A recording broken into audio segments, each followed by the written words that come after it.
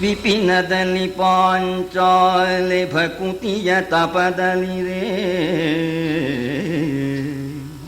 ವಿಪಿನದಲ್ಲಿ ಪಾಂಚಾಲೆ ಭಕುತಿಯ ತಪದಲಿರೇ ದೂರ್ವಾಸನುಗ್ರವದ ಪಹರಿಸಿ ಹರಿ ಮರಳಿ ಕೊಕ್ಕನು ದೋರಕಾಪುರಿಯ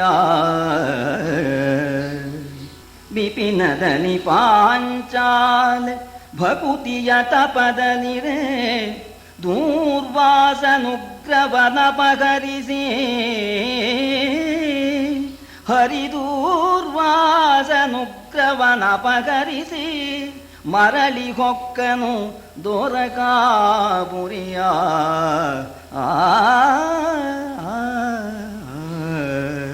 ನಮೇ ನಮೇ ಭಕ್ತ ಪ್ರಣಶ್ಯತಿ, ನನ್ನ ಭಕ್ತರಿಗೆ ಎಂದಿಗೂ ತೊಂದರೆಯಾಗೋದಿಲ್ಲ ಅಂತ ಭರವಸೆ ಕೊಟ್ಟಿರ್ತಕ್ಕ ಪರಮಾತ್ಮ, ಭಕ್ತಳಾಗಿರ್ತಕ್ಕಂಥ ದ್ರೌಪದಿ ಭಕ್ತಿ ಎಂಬತಕ್ಕಂಥ ತಪಸ್ಸಿನಲ್ಲಿ ಇರತಕ್ಕಂಥ ಕಾಲಕ್ಕೆ ದ್ವಾರಕಾ ಪಟ್ಟಣದಿಂದ ಬಂದು ದೂರ್ವಾಸರಿಂದ ಉಂಟಾಗಬಹುದಾದ ತೊಂದರೆಯನ್ನು ಪರಿಹಾರ ಮಾಡಿ ಪಾಂಡವರನ್ನು ಉದ್ಧಾರ ಮಾಡಿ ದ್ವಾರಕಾಪಟ್ಟಣಕ್ಕೆ ಹೋದ ಅಂತ. ತಪದಲ್ಲಿ ಇದೆ, ತಪಸ್ಸು ಮಾಡ್ತಾ ಇದ್ದಾಗ್ಲೇನೆ, ಯಾವತ್ತೂ ತಪಸ್ಸು ಮುಗಿದ ಮೇಲೆಲ್ಲ ಪರಮಾತ್ಮ ಪ್ರತ್ಯಕ್ಷನಾಗೋದು.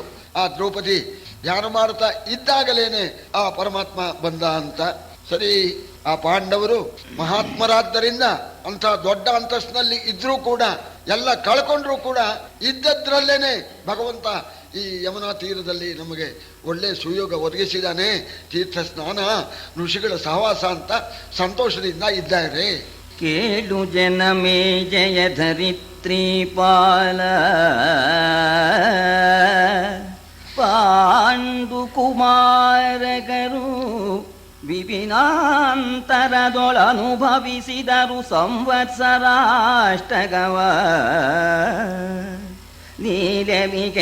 ನೀಲಮಿಗೆಯೈತಂದು ಯಮುನಾ ಕೂಲದಲ್ಲಿ ವರತೀರ್ಥ ಸೇವಾಶೀಲರಿದ್ದರು. ಯಮುನಾ ಕೂಲದಲ್ಲಿ ವರತೀರ್ಥ ಸೇವಾಶೀಲರಿದ್ದರು. ಸಕಲ ಮುನಿ ಜನ ಸಹಿತ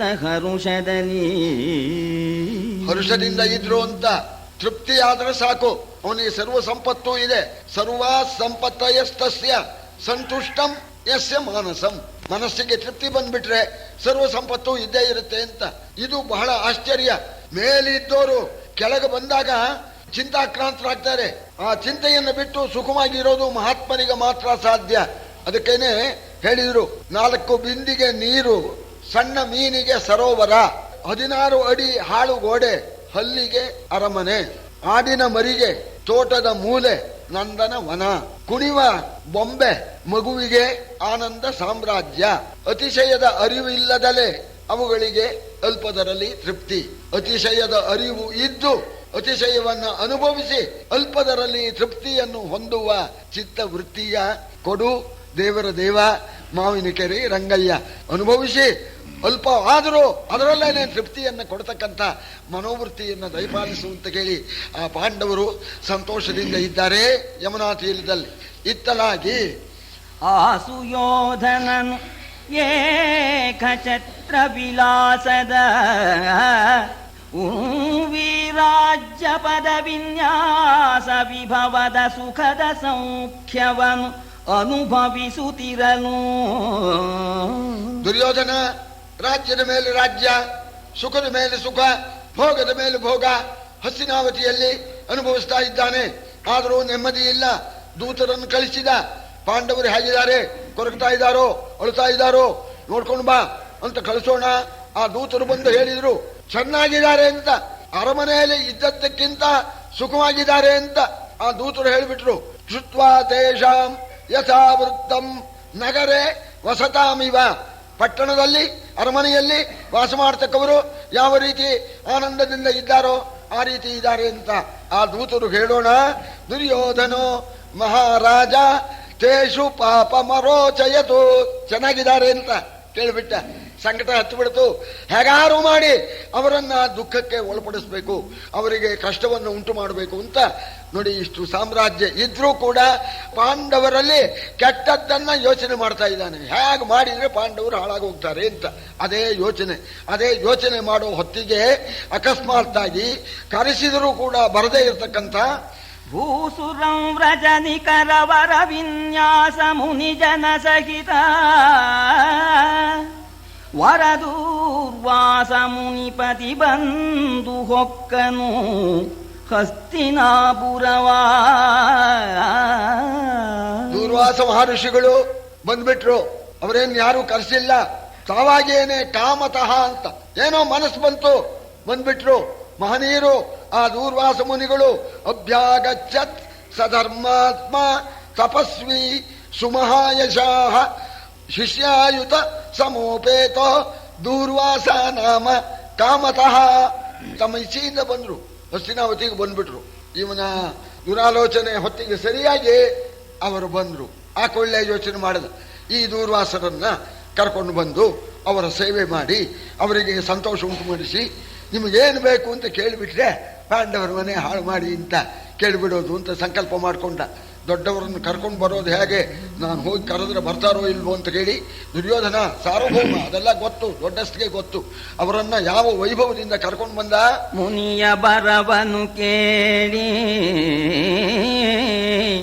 ದುರ್ಯೋಧನನು ಮುನಿಯ ಬರವನು ಕೇಳಿ ಭೀಷ್ಮದ್ರೋಣ ಗೌತಮರಿನ ತನಯ ಗುರುಸೂನು ವಿದುರಾದಿಗಳ ನೊಡಗೊಂಡು ವಿನುತ ಭೂಸುರ ನಿವಕ ಕಾಂತ ಜನದ ಕನ್ನಡಿ ಕಲಶವಾದ್ಯಧ್ವನಿ ಸಹಿತ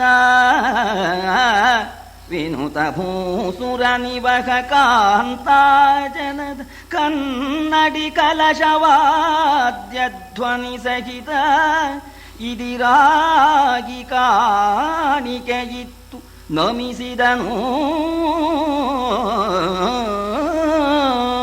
ನಮ್ಮ ಹಸ್ತಿನಾವತಿಗೆ ದೂರ್ವಾಸರು ಬಂದಿದ್ದಾರೆ, ಅವರನ್ನ ಅರಮನೆಗೆ ಕರ್ಕೊಂಡು ಬರಬೇಕು, ತಾವೆಲ್ಲ ಬರಬೇಕು ಅಂತ ಭೀಷ್ಮ, ದ್ರೋಣ, ಕೃಪ, ಅಶ್ವತ್ಥಾಮ ಇವರನ್ನು ಕರ್ಕೊಂಡಿದ್ದಾನೆ. ಜೊತೆಯಲ್ಲಿ ತನ್ನ ತಮ್ಮಂದ್ರು ಮತ್ತು ಕರ್ಣ ಇವರನ್ನು ಕೂಡ ಕರ್ಕೊಂಡಿದ್ದಾನೆ. ಬ್ರಾಹ್ಮಣರನ್ನು ಕರೆಸಿ ಆ ವೇದಘೋಷದ ಜೊತೆಯಲ್ಲಿ ಮಂಗಳವಾದ್ಯ, ಕನ್ನಿಕೆಯರು, ಮುತ್ತೈದೆಯರು, ಕಲಶ ಕನ್ನಡಿ ಎಲ್ಲ ಹಿಡ್ಕೊಂಡು ಬಿಟ್ಟಿದ್ದಾರೆ. ಏನು ಈ ವೈಭವದಿಂದ ಹೋಗ್ಬಿಟ್ಟು ಕಾಣಿಕೆ ಸಮೇತ ಹೋಗಿ ಅವರನ್ನು ಎದುರುಗೊಂಡು ಕಾಣಿಕೆ ಕೊಟ್ಟು ಸಾಷ್ಟಾಂಗ ನಮಸ್ಕಾರ ಹಾಕಿ ಇಲ್ಲಿವರೆಗೆ ದಯಮಾಡಿಸಿದ್ದೀರಿ, ತಮ್ಮ ಪಾದಧೂಳಿ ಅರಮನೆಗೆ ಬೀಳಬೇಕು, ತಾವು ದಯಮಾಡಿಸ್ಬೇಕು ಅಂತ ಬೇಡ್ಕೊಂಡ್ಬಿಟ್ಟ. ಇಷ್ಟು ಜನ ಬಂದು ಕರೆದಾಗ ಬರದೇ ಇರೋದು ಸರಿಯಾಗಿಲ್ಲ ಅಂತ ಹೇಳಿ ಆ ದೂರ್ವಾಸರು ವಂದನೆಯ ಕೈಗೊಳ್ಳುತ್ತ ಗಂಗಾನಂದನನ ಕೈ ಬಿಡಿದು ಬರೇ ಕೃಪ ಮುಂದೆ ಕರ್ಣಾದಿಗಳ ಗಡನದಿ ಹೊಕ್ಕ ನರಮನೆಯ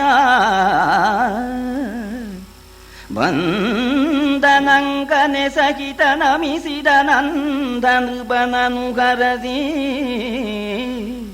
ಅಂಗನೆ ಸಹಿತ ನಮಿಸಿದ ಅಂಧನೃಪನನು ಹರಸಿ ಹರುಷದಲಂದು ಮುನಿ ಮಂಡಿಸಿದನು ಉನ್ನತ ಸಿಂಹಪೀಠದಲ್ಲಿ.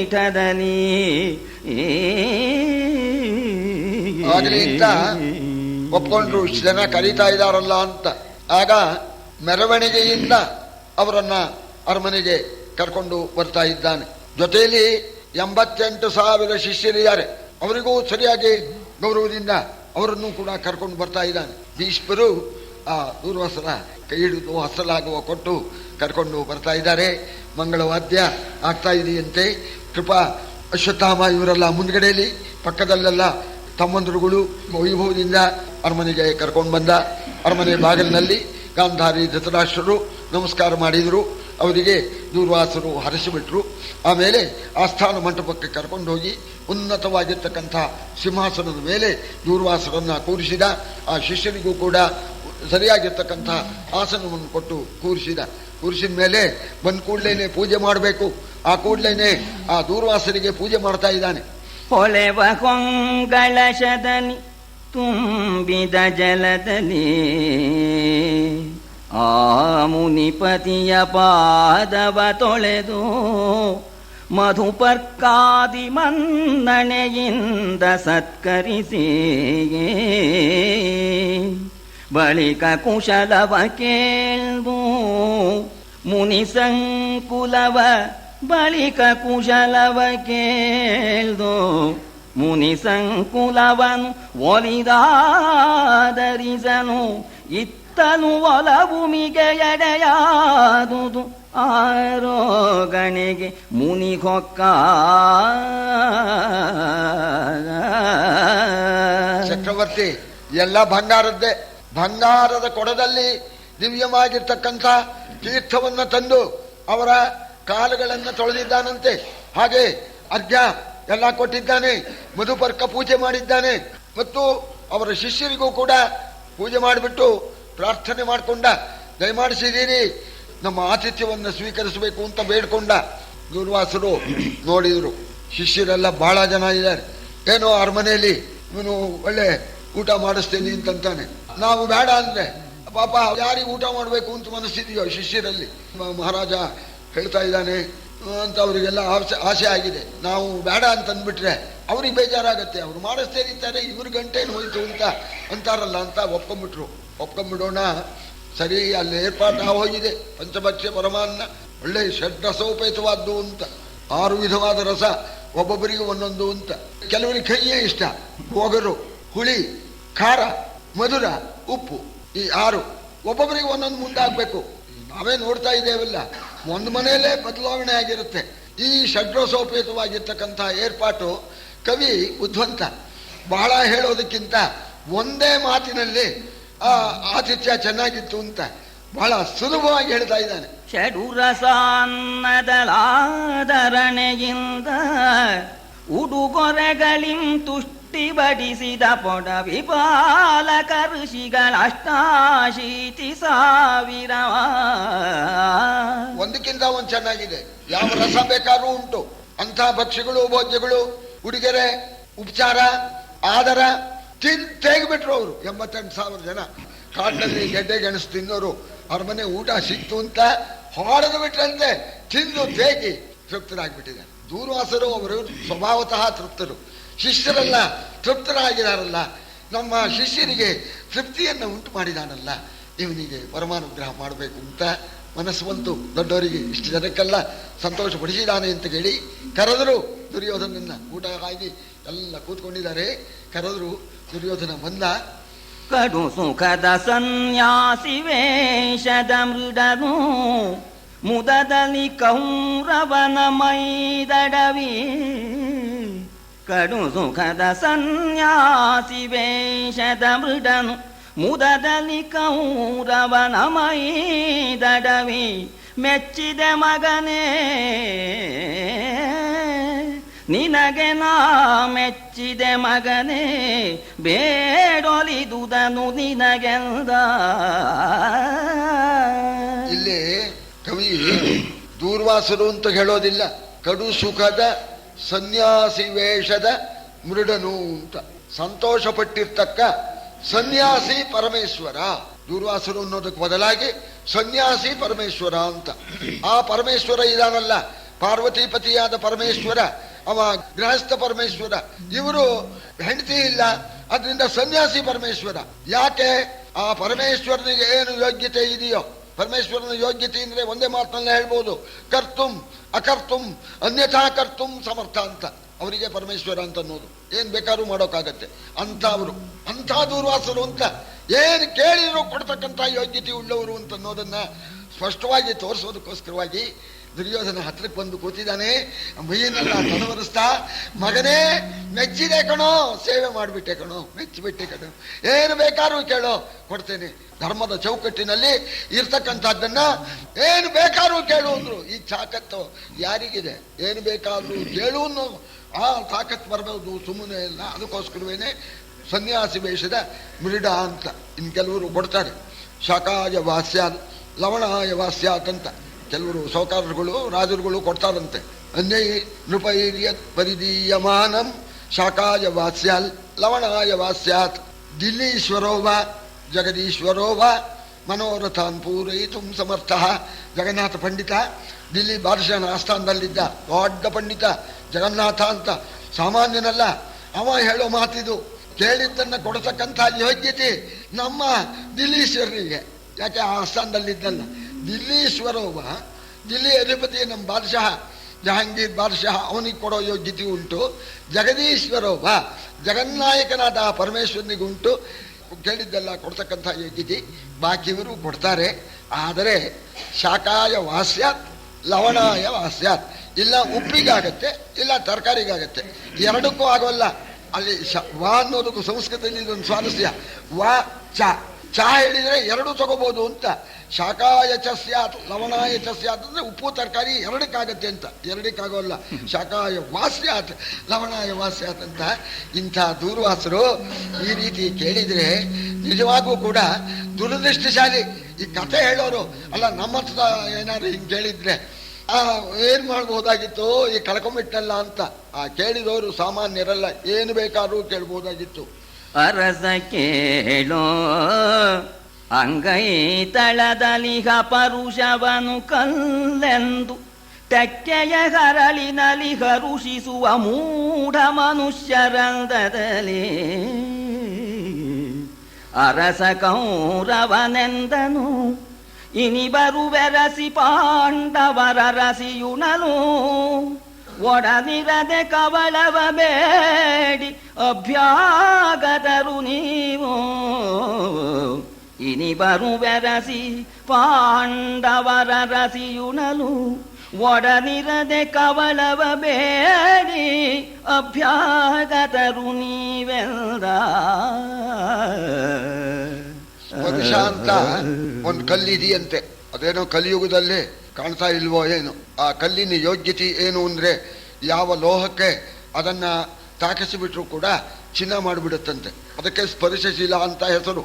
ಅಂತಹ ಕಲ್ಲನ್ನ ತಗೊಳ್ಳೋ, ಬೇಕಾದಷ್ಟು ಚಿನ್ನ ಮಾಡ್ಕೊಳ್ಳೋ ಅಂತ ಅಂಗೈಗೆ ಇಟ್ಟರೆ, ಯಜ್ಞ ದಡ್ಡ ಇದಾನಲ್ಲ ಅವೇನ್ ಮಾಡ್ತಾನೆ, ಹೇ ಕಲ್ಲು ಕಲ್ಲು ತಗೋ, ಯಾಕೆ ಬೇಕು ನಿನ್ ಕಲ್ಲು ಅಂತ ಎಷ್ಟು ಬಿಟ್ಟನಂತೆ. ಆ ಕಲ್ಲು ಎಷ್ಟು ಬಿಟ್ಟು ಬೀದಿಲಿರ್ತಕ್ಕಂಥ ಈ ಗಾಜು ಹೊಳಿತಕ್ಕಂಥ ಗಾಜು ತಗೊಂಡು ಇದು ಚೆನ್ನಾಗಿದೆ ಅಂತ ಹೇಳಿದ್ದಂತೆ. ಅಂಥ ಕೆಲಸ ಮಾಡಿಬಿಟ್ಟ ದುರ್ಯೋಧನ ಅಂತ.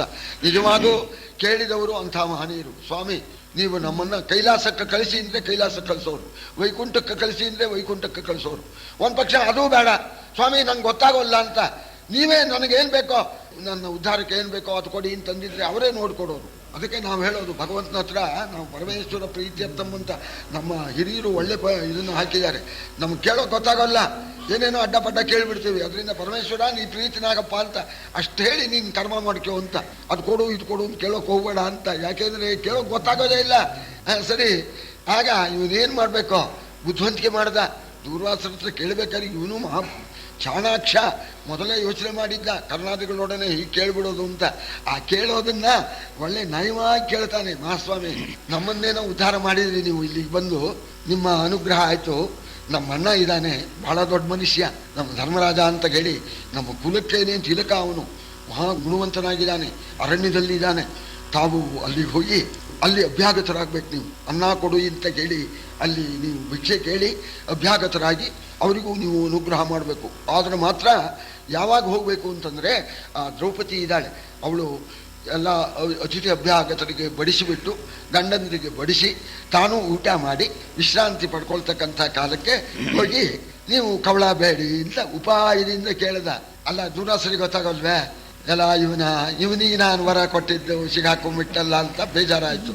ಆಗಂದ್ರು, ಮೊದಲಂದ್ರು ಮೈ ತಡವರಿಸ್ತಾ, ಮಗನೇ ಏನು ಬೇಕಪ್ಪ ನಿಂಗೇಂದ್ರು. ತಾವು ಗಮನಿಸ್ಬೇಕಿಲ್ಲಿ ಕುಮಾರವ್ಯಾಸನ ಆ ಕವಿತಾ ಇದನ್ನ, ಮಗ ಅಂದ್ರೆ ಅಷ್ಟು ನನಗಿಂತ ಹೆಚ್ಚು ಮಗನೇ ಏನ್ ಬೇಕು ಅಂತ ಕೇಳಿದ್ರು. ಈಗಂದ್ರು ಮಹಾರಾಜ ಅಂತೂ ಇದಕ್ಕೆ ಪ್ಲಾನ್ ಹಾಕಿದ್ದೆ ಅಂತ ಕಾಣುತ್ತೆ. ಊಟ ವಿಚಾರ ಎಲ್ಲ ನೋಡಿ, ತಾಮಸ ಕರ್ಮ ಸಾತ್ವಿಕ, ರಾಜಸ, ತಾಮಸ ಅಂತ. ಈ ತಾಮಸ ಕರ್ಮಕ್ಕೆಲ್ಲ ಫಲ ಬರೋದೇ ಹೀಗೆ.